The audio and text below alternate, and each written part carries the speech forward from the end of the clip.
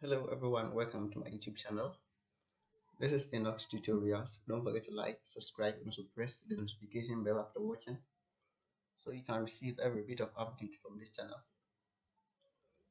In the previous video, we started with the introduction to bioenergetics and we looked at how ATP structure looks like. We established the fact that ATP is the main source of energy storage in the body. So energy is stored in the form of ATP in the body. So when there is a need for energy to be released by the cells or to be used by the cells, ATP is broken down by hydrolysis to yield the energy which the cell requires for its metabolic activities. In this video, we're going to look at other electron carriers and also the structure of ATP proper and how it aids in production of energy. Don't forget to like, subscribe, and also press the notification bell after watching so you can receive every bit of update from this channel. So let's process these questions and see. So the first question here is, from where and in what form does this energy come from? So the energy the cells utilize, where does it come from and in which form does it come? And how do living cells obtain their energy and how do they use it? So we established yesterday that the energy that the living cell utilize basically is from the foods that we eat, either in carbohydrates, proteins, or even lipids, and they are stored basically in the form of ATP. So now let's look at other molecules which we call electron carriers that also help in the production of energy in the body. So we are going to discuss today electrons and energy. Electrons and energy. Now before you can produce ATP in the body, there is going to be a reaction which leads to either gain or loss of electrons. So every molecule that contains a very mobile electron and can transmit or can release it to form ATP is called an electron carrier. So several molecules in the body, some molecules contain electrons that can be released to aid the synthesis of ATP. So these molecules are what we call electron carriers. And the reactions they undergo are two. They undergo redox reaction, which can be an oxidation reaction or reduction reaction. So when we say oxidation, then we are making reference to the fact that when you add an oxygen to a molecule, when you remove an electron from a molecule, or when you remove a hydrogen from a molecule, we say that process is an oxidation of that compound. So oxidation is defined as removal of electrons in a compound, or it can be defined also as removal of hydrogen from a compound, or let's say addition of oxygen to a compound. So any three of these can be said to be a definition of oxidation. Now the next redox reaction is what we call reduction. So the reduction is just the opposite of this. So the addition of electrons to a compound, let's say removal of oxygen from a compound, or let's say addition of hydrogen to a compound, is what we call a reduction. So that is it.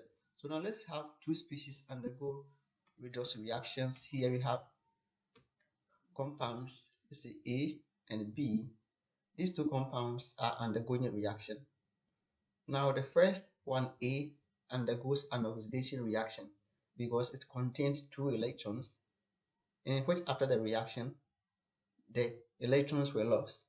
So after the reaction, the oxidant or the one that is undergoing oxidation itself get oxidized. So the A here went through oxidation process by losing electron, and that electron was given to the B to get it reduced. So the B was having less electrons but had more electrons at the end, so it is reduced.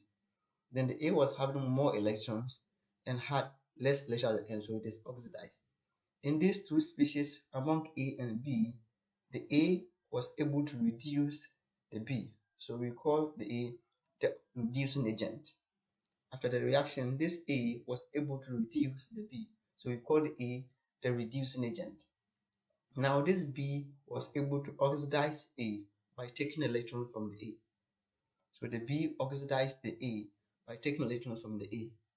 So this process, or the B here, serves as an oxidizing agent because it is an agent that causes the oxidation of A. So these are the two main processes which involves redox reactions, which helps electrons to be transferred from high electron containing compounds with electron carriers to aid the synthesis of ATP. So when there is a redox reaction, that is when there is removal of an electron from a compound, it basically results in the decrease in the potential energy. So in the previous video, we established the fact that energy in a molecule can be of two forms. It can be in a kinetic energy like heat or even light, or it can be in a potential energy, that is energy stored in the chemical bonds. So if an electron is removed from a compound, it means that the potential energy of that compound is being reduced. And energy released is given to a different compound altogether. So if there is a decrease in potential energy, it also causes increase in the potential energy of the other. So if I want to add A to B, then I decrease, if I want to add A to B, here, this A contains a high potential energy. Then I remove electrons. I have reduced the potential energy of the A and increased the potential energy of the B. So in this sense, I can say that the potential energy of the B got increased and that of the A has been reduced at the end of this reaction. So most of the energy stored in atoms and used to fuel cell function are in the form of high energy electrons. So the electrons here, most of the energy that the cell needs for its function are basically stored in electrons. So these electrons must be translated or transferred into the form which the cells can be used, which is called ATP. In most cases, these electron containing compounds are basically used to convert or synthesize ATP in a system we call electron transport chain system, which finds itself in the inner mitochondrial membrane. Search on this channel, I had a video on how ATP is synthesized through oxidative phosphorylation in the electron transport chain. So search on the video on the mechanism of ATP, or on the channel, the mechanism of ATP synthesis through oxidative phosphorylation. And that video explains how this high electron or this energy can be aided in the synthesis of ATP in the inner mitochondrial membrane. So the transfer of energy in the form of electrons allows the cell to transfer and use energy in an incremental function. So the cell is able to transfer electron or energy in one compound to the other. So it allows the cell to transfer a stored form of energy, which is in the form of electrons, to the usable form, which is the ATP, so that the cell can use the ATP energy for its function. Now here we come in the electron carriers. So what molecules in the compound or in the body are called electron carriers? We also call them electron equivalent or electron carriers. So in the living system, a small class of compounds functions as electrons. They are not as electrons per se, but they function as a form or a source of electron. They bind and carry high energy electrons between compounds in pathways. So these compounds have high energy that are used to bind, or let's say serve as an intermediate between two different compounds in synthetic pathways, or let's say catabolic pathways. They are derived from B vitamin groups. So in basic terms, these electron carriers are synthesized from vitamins, and it is normally vitamin B groups that these electrons are synthesized from. And they are also derivatives of nucleotides. They are nucleotides because they may have an nitrogenous base, they may have a phosphate, and also a sugar. Example of these compounds are the diagram which I drew here. So we call these compounds high energy compounds. We have the NADH, we have FADH2, and NADPH. So these compounds are normally the high electron carriers, which serve to transfer electrons from one molecule to the other to serve or to create an avenue for ATP synthesis, which the cell can use. So the NADH here is a B vitamin derivative, which is nicotinamide adenine dinucleotide. So nicotinamide adenine dinucleotide is NADH. Then the FADH2 is flavin adenine dinucleotide, flavin adenine dinucleotide. Then NADPH is the nicotinamide adenine dinucleotide phosphate. So the NADPH2 is a phosphorylated derivative of the NADH. Here are their oxidized forms. So when they transfer their electron containing bonds or their electron containing, they leave themselves in an oxidized state. And these are the respective oxidized state of each of these electron carriers. Now let's take their structures one by one. This is the structure of NADH. So here you have here NADH. The NADH has two hydrogens, which in a reaction they can donate the hydrogens one by one. So this hydrogens portion of the NADH at the site which it can donate the electrons in there to fuel a reaction. So each of these hydrogens are lost as hydride. So the hydride basically has one hydrogen and two electrons. So in a reaction, the NADH can first of all give out one electron, one hydrogen, which contains two electrons, then also give another hydrogen, which contains two electrons. So in a reaction, the NADH is capable of donating two electrons at a time. So it has two donatable hydrogens. In a reaction, it gives one to form this, then it gives the other to leave itself in the oxidized state. So this is the oxidized state of the NADH. This is the oxidized state. So as shown here, this is the reduced state. It first undergo dehydrogenation by giving out a hydride ion which contains two electrons. Then once again give out one hydride ion again to form the reduced state. Sorry, the oxidized state. So this state is the oxidized state of the NADH.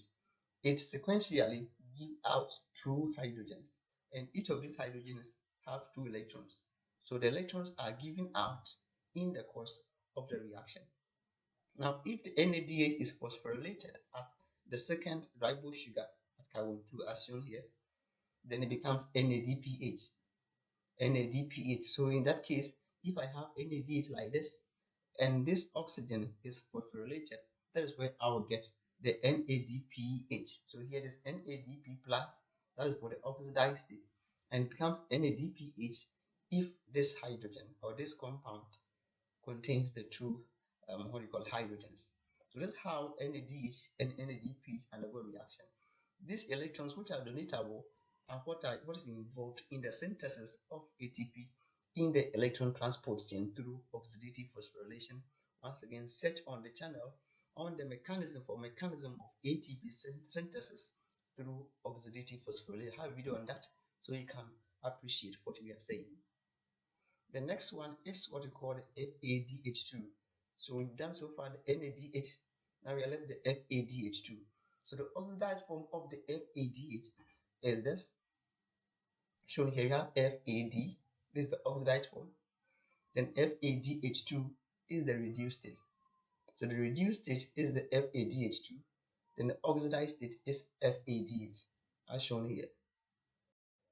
So the FADH differ from the NADH and the NADPH from the fact that with the FADH, for it to be reduced to FADH2, the two hydrogens given are given to different atoms in a molecule. So here, the first hydrogen is given to this one, and they are given at the same time. So here, the reaction occurs at the same time. They give two hydrogens at the same time to this nitrogen, and this reduces the FADH to FADH2. So in a summarized sequential reaction of a high energy electron carrier like NADH, it undergoes reduction with electrons if it is oxidized. So here this is the oxidized state. It undergoes reduction by accepting electrons. It can undergo reduction again by accepting another electron. Then it undergoes oxidation by giving the electrons to an electron deficient species. So now let's come to ATP structure and how ATP aids in production of energy. So ATP, as we discussed in the previous video, stands for adenosine triphosphate, and it is the energy currency of the cell. That is the energy currency. That's the main source of energy in the cell. So all the electron carriers are being used, or the electron donation are being used to synthesize ATP in the body so that the ATP can be used by the cells for its activities. Now, how does ATP generate energy for the cell to use?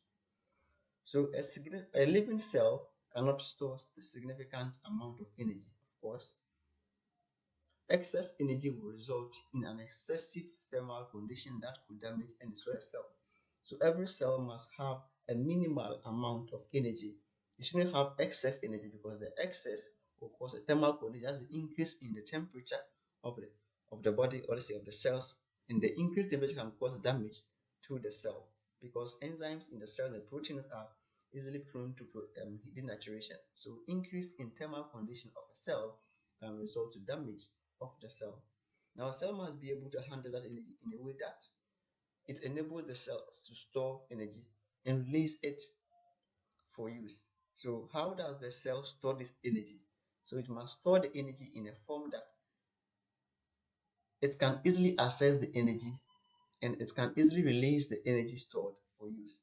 So these all conditions are met by ATP molecule because ATP provides a structure or a form that makes the energy in it easily accessible by the cells, where it can easily be broken down and used by the cell. So the structure of ATP molecule, let's see how it aids in energy production. For ATP molecule, it has three main components because it is a nucleotide. It has a nitrogenous base adenine, it has a ribose sugar, it has three phosphate groups.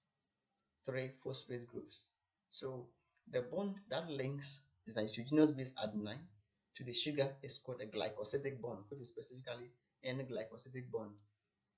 And the bond that links the sugar to all the three phosphates, the first phosphate group, is called phosphoester bond. So here, this bond between the sugar and the phosphate group is called a phosphoester bond. So the phosphoester bond is the bond that links the sugar to the phosphate.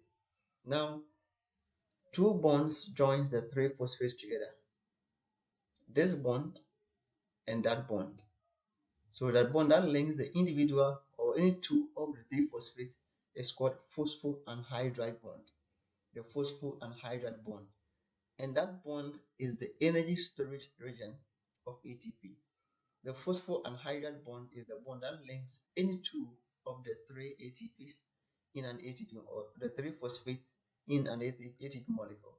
So this bond, the phosphoanhydride bond, we call it a high energy bond because it's the bond that undergoes hydrolysis to produce energy.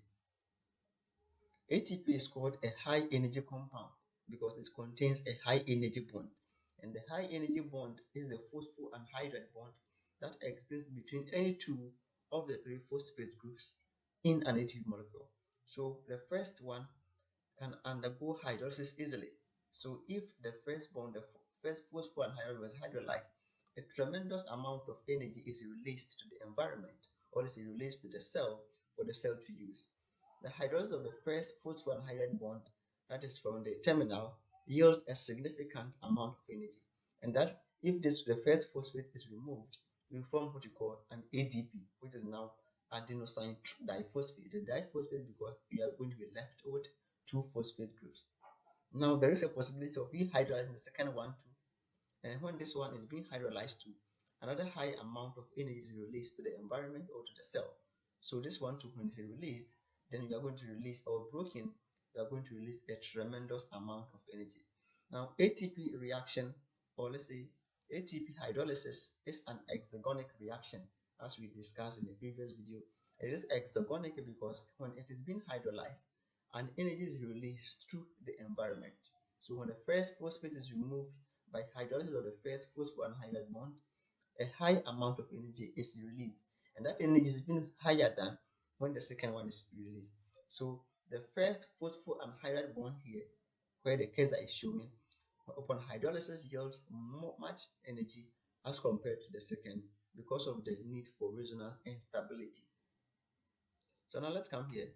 When an ATP is broken down, usually by removal of its terminal phosphate group, an energy is released, which the energy released is used by our cells to do work. So the work that it does is being fueled by the energy which is generated from the hydrolysis of the phosphate group of ATP. Because that bond is a phosphor and hydride bond, which we call it a high energy bond, that upon hydrolysis it yields a tremendous amount of energy. Usually by the release of phosphate binds to other molecules. So the phosphate release basically binds to other molecules to activate them. But our interest is to just break the phosphor and hydride bond so we can get access to the energy stored in that bond, which is the potential energy stored in that bond. So the phosphor and hydride bond is the term. The phosphor and hydride bond is the bond between the phosphate groups of the ATP. It is called a high energy bond because their hydrolysis yields a tremendous amount of energy. So among the various works that the cell use the ATP being produced for is basically for transport of materials. So basically through active transport, when there is a need for ATP to force something out of a membrane, it is an active transport with an energy. So this is the key one role that ATP play in the living system. So let's have this. If I have ATP and I break the ATP down, I'm going to have ADP, a phosphate, and an energy. So this bond is what we call the high energy bond. When the high energy bond, which is the phosphor and hydrogen bond, when it's broken down, it releases energy. So upon hydrolysis of the first phosphor and hydrogen bond, we are going to form a phosphate group and an ADP plus energy released into the cell for the cell's metabolic activity. And when we say hydrolysis, here water is splitted. So when you hydrolyze something, water is splitted into hydrogen atom and a hydroxy group.